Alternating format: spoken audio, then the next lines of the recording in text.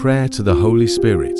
O Holy Spirit, divine comforter and advocate, I come before you with a humble heart, seeking your presence and guidance.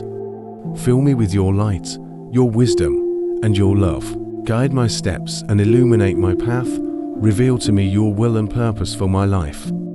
Help me to discern your voice amidst the noise of the world. Empower me with your strength and courage.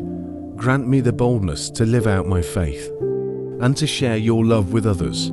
Equip me with the gifts and talents you have given me, so that I may use them for your glory. Transform my heart and mind.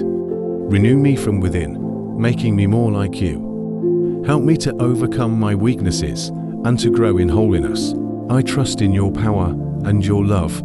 I know that you are always with me, working in my life to bring about your good purposes.